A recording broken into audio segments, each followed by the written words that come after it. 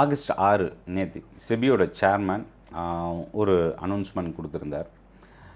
Weekly option remove ஆகும் அப்படின்ற ஒரு ஸ்பெக்குலேஷன் வந்து மார்க்கெட்டில் ரொம்ப ஸ்ப்ரெட் ஆகிருந்தது. முக்கியமாக capital market stocks, exchange, brokerage கம்பெனிஸ்லாம் வந்து நேற்று ஃபால் ஆகிருந்தது மார்னிங் ஓப்பனிங்லேருந்து. அதுக்கப்புறம் இந்த அனௌன்ஸ்மெண்ட் வந்ததுக்கப்புறம் எக்ஸாம்பிள் வந்து பிஎஸ்சி லிமிடெட் நெகட்டிவ்லேருந்து பாசிட்டிவாக டர்ன் ஆகிருந்தது. இன்னும் ஐஏஎஃப்எல் ஃபினான்ஸ், மோதிலால் ஆஸ்வால் இந்த ஸ்டாக்ஸ்லாம் ரெக்கவர் ஆக ஆரம்பிச்சிது. ஸோ இந்த அனௌன்ஸ்மெண்ட் எதுக்காக கொடுத்துருந்தாங்க? வீக்லி ஆப்ஷன்ஸ் வந்து ரிமூவ் ஆகுமா? இதுதான் எல்லாருக்குமான ஒரு கேள்வியாக இருக்குது. ஸோ வீக்லி ஆப்ஷன்ஸ்ன்றது ஃபஸ்ட்டு என்ன அட்வான்டேஜ் அப்படின்னா, ப்ரீமியம் ரொம்ப குறைவாக இருக்கும். ரொம்ப ஒரு ஷார்ட் பீரியடுக்கான ஷார்ட் லைஃப் ஸ்பேன் இருக்கிற ஒரு ஆப்ஷன் கான்ட்ராக்ட். ஸோ அப்போ என்னென்னா ப்ரீமியம் வைஸ் ரொம்ப குறைவாக இருக்கிறதுனால குறைஞ்ச அமௌண்ட் இருந்தாவே நம்ம ட்ரேட் பண்ணலாம். ரெண்டாவது, ஒவ்வொரு வாரம் எக்ஸ்பைரின்றதுனால எக்ஸ்பைரியில் வந்து ட்ரேட் பண்ணுறவங்களோட ஃபோக்கஸ் ரொம்ப அதிகமாக இருந்தது. இப்போது முக்கியமாக இந்த ஸ்பெக்குலேஷன்னா ஃபஸ்ட்டு என்ன நடந்தது அப்படின்றத பார்த்துடலாம். Already social media, YouTube channel, இந்த மாதிரி டிவி சேனல்ஸில் வந்திருந்த ஒரு சில விஷயங்கள், அதாவது 93% ஆப்ஷன் ட்ரேடர்ஸ் முக்கியமாக ரீட்டைல் செக்மெண்ட்டில் லாஸ் பண்ணியிருக்கிறாங்க. கிட்டத்தட்ட 1 லட்சம் கோடியை தாண்டி இந்த லாஸ் இருக்குது. இப்போ ரீசன்ட் செபியோட சர்வே அனாலிசிஸ் டேட்டாவில் கொடுத்துருந்தது. இந்த டேட்டா ஏற்கனவே லாஸ்ட் டைம், அதாவது 2021, 22, 22, 23 இந்த ஃபினான்ஷியல் இயரோட டேட்டா தான் ஒரு எக்ஸ்சேஞ்சுக்கு ஒரு வீக்லி ஆப்ஷன், அதே மாதிரி கான்ட்ராக்ட் சைஸை இன்க்ரீஸ் பண்ணது, இண்டெக்ஸ் ஆப்ஷன்ஸோட கான்ட்ராக்ட் சைஸை இன்க்ரீஸ் பண்ணது, இந்த மாதிரி நிறைய ரெஸ்ட்ரிக்ஷன்ஸ் எல்லாம் எடுத்துகிட்டு வந்தாங்க ஆப்ஷன் வால்யூம்ஸை ரெஸ்ட்ரிக்ட் பண்ணுறதுக்காக. இப்போ அகைன் இந்த அடுத்த சர்வே அனாலிசிஸில் இருந்து செபி என்ன ஸ்டெப் எடுக்க போகிறாங்கிறது எல்லாருக்குள்ளேயும் ஒரு எதிர்பார்ப்பு இருந்தது. அதோட ஸ்பெக்குலேஷனாக தான் இந்த நியூஸ் வெளியில் வந்தது. முதல் விஷயம் என்ன ஸ்பெக்குலேஷன் வந்தது அப்படின்றத பார்க்கலாம். ஆப்ஷன் வால்யூமை ரெடியூஸ் பண்ணுறதுக்கான ஸ்டெப் ஃபினான்ஸ் மினிஸ்டர், ரெகுலேட்டர் வந்து மீட்டிங் டிஸ்கஸ் பண்ணுறாங்கன்ற ஒரு நியூஸ் வந்தது. ஆப்ஷன் வால்யூமை ரெடியூஸ் பண்ணுறது ஒரு பக்கம் இருந்தாலும் இன்னொரு பக்கம் கேஷ் வால்யூம்ஸை இன்க்ரீஸ் பண்ணணும். ஆக்சுவலாக ஆப்ஷன் செக்மெண்ட்டை பொறுத்த வரைக்கும் ஹெட்ஜிங்கான ஒரு மெயின் பர்பஸ் ஒரு செக்மெண்ட் அப்படின்னு கூட சொல்லலாம்.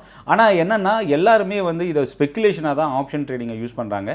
ஹெட்ஜிங் பர்பஸுக்காக யாரும் யூஸ் பண்ணல அப்படின்றது செபியோட கன்சர்னாக இருந்தது. ரெண்டாவது, கேஷ் வால்யூம்ஸை இன்க்ரீஸ் பண்ணணும் அப்படின்னா அதில் ஒரு சில இந்த ஸ்பெக்குலேஷனில் வந்த நியூஸ், அஃபிஷியலாக எந்த ஒரு இன்ஃபர்மேஷன் வரல. ஸோ இந்த ஸ்பெக்குலேஷனில் வந்த நியூஸில் கேஷ் மார்க்கெட்டுக்கான எஸ்டிடி குறைக்கணும், அதே மாதிரி மார்ஜின், எக்ஸ்போஷர் மார்ஜின் வந்து இன்க்ரீஸ் பண்ணணும்.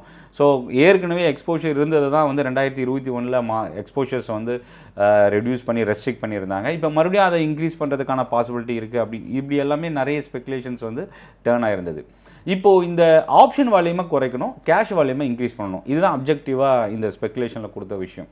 இல்லை, ஆப்ஷன் வால்யூமை குறைக்கிறதுக்கு சொல்லப்பட்டிருந்த ஒரு ரீசன் என்னென்னா, ஒன்று இப்போ வீக்லி ஆப்ஷன்ஸை வந்து ஸ்டாப் பண்ணிவிட்டு பை மந்த்லியோ இல்லை மந்த்லி கான்ட்ராக்ட்ஸாக லான்ச் பண்ணலாம். அதை பை மந்த்லி அப்படின்னா என்னென்னா, இப்போது ஒரு மாதத்துக்கு 4 வாரம் இருக்குது, 4 எக்ஸ்பைரி இருக்கும் வீக்லி கான்ட்ராக்ட். இப்போ அது என்ன ஆகுனா 15 நாளைக்கு ஒரு எக்ஸ்பைரி அப்படின்னு வந்துடும் பை மந்த்லி. அப்போ மாதத்துக்கு 2 எக்ஸ்பைரி வரும் இண்டெக்ஸ் ஆப்ஷன்ஸை பொறுத்த வரைக்கும். அப்படி இல்லைனா மந்த்லி கான்ட்ராக்டாக மாறிடும். ஸோ மந்த்லி கான்ட்ராக்ட்னா இப்போது பேங்க் நிஃப்டி மந்த்லி கான்ட்ராக்ட் எப்படி ட்ரேட் ஆகுதோ அதே மாதிரி ட்ரேட் ஆகும். இன்னொரு பக்கம் கேஷ் மார்க்கெட்டில் வால்யூம் இன்க்ரீஸ் பண்ணுறதுக்கு எஸ்டிடியும் எக்ஸ்போஷர், மார்ஜின் எக்ஸ்போஷரும் வந்து லிபரல் பண்ணணும் அப்படின்ற ஒரு நியூஸ். ஸோ இது எல்லாமே தான் ஸ்பெக்குலேஷன். இதை பற்றி எதுவும் நீங்கள் பிலீவ் பண்ண வேண்டாம். அந்த மாதிரி எந்த ஒரு ஸ்டெப்பும் இப்போ எடுக்கலை அப்படின்றது தான் செபியோட சேர்மேன் அவங்களோட ஸ்டேட்மெண்ட்லேருந்து நம்ம பார்க்க முடியுது. ஸோ இப்போது இந்த விஷயம் அடுத்த கட்டம் எங்கே நகர்ந்து போக போகுது? ஆப்ஷன் வால்யூம் அதிகமாக கண்டிப்பாக இந்த லாஸ் இன்க்ரீஸ் ஆக சான்சஸ் இருக்குது. ஸோ அப்போ அதுக்கான ரெஸ்ட்ரிக்ஷன் என்ன எடுத்துகிட்டு வருவாங்க? அதாவது ரொம்ப முக்கியமாக இதுக்கு முன்னாடி 2021 எடுத்துகிட்டு வந்தது எக்ஸ்போஷர்ஸ் குறைச்சாங்க. இப்போ 2024 வந்து பார்த்திங்கன்னா ஒரு எக்ஸ்சேஞ்சுக்கு ஒரு கான்ட்ராக்ட், இந்த மாதிரி ரெஸ்ட்ரிக்ஷன்ஸ்லாம் எடுத்துகிட்டு வந்தாங்க. ஸோ இப்போது இவங்க அண்டர்ஸ்டாண்ட் பண்ணிக்கிட்ட ஒரு விஷயம் என்னென்னா, இந்த ரெஸ்ட்ரிக்ஷன் ஆப்ஷன் வால்யூமை குறைக்காது, லாஸை traders, number of traders loss ஆகிறது ரெஸ்ட்ரிக்ட் பண்ணாது அப்படின்றத இவங்க அண்டர்ஸ்டாண்ட் பண்ணிக்கிட்டாங்க. அப்போது அடுத்த கட்டம் என்னென்னா, அதர் செக்மெண்ட்டில் இன்னும் கொஞ்சம் கிளைண்ட் அதிகமாக அட்ராக்ட் பண்ணக்கூடிய ப்ராடக்ட்ஸை வந்து எடுத்துகிட்டு வரணும். அதாவது கேஷ் மார்க்கெட்டில் எக்ஸ்போஷர்ஸோ இல்லை எஸ்டிடி குறைக்கிறதோ, டேக்ஸ் இல்லை சார்ஜஸ் குறைக்கிறதோ, அந்த மாதிரி ஏதாவது பெனிஃபிஷியல் கிளைண்ட்ஸுக்கு எடுத்துகிட்டு வரும்போது கேஷ் மார்க்கெட்டில் நிறைய பார்ட்டிசிபெண்ட்ஸ் உள்ளே வருவாங்க அப்படின்றது. ஆனால் ஒரு விஷயம் என்ன அப்படின்னா, ஸ்பெக்குலேஷன், அது கேஷ் மார்க்கெட்டாக இருக்கட்டும், எஃப்என்டோவாக இருக்கட்டும், ட்ரேடர்ஸோட ரிஸ்க் ஒன்று தான். எந்த அளவுக்கு அவங்க ரிஸ்க் எடுக்கிறாங்க அப்படின்றத பொறுத்து அதுக்கான ப்ராஃபிட் அண்ட் லாஸ் அவங்களோட அக்கௌண்ட்டை இம்பேக்ட் இருக்கும். ஸோ ரொம்ப கேர்ஃபுல்லாகவே ட்ரேட் பண்ணுங்கள். மார்க்கெட், ஸ்டாக் மார்க்கெட் அப்படின்றது லாங் டேர்முக்கு கண்டிப்பாக ஒரு கன்சிஸ்டன்ட் க்ரோ ஆகக்கூடிய ஒரு விஷயம். ஏன்னா பாஸ்ட் ரெக்கார்டு என்ன சொல்லுது, கடந்த 10 to 20 இயர்ஸ் ஸ்டாக் மார்க்கெட்டை பொறுத்த வரைக்கும் கன்சிஸ்டன்ட் ரிட்டர்ன் கொடுத்துருக்கு. ஸோ அப்போ அதே மாதிரி லாங் டேர்முக்கு கண்டிப்பாக ஸ்டாக் மார்க்கெட் சக்ஸஸ் ரேஷியோ ரொம்ப அதிகமாக இருக்குது.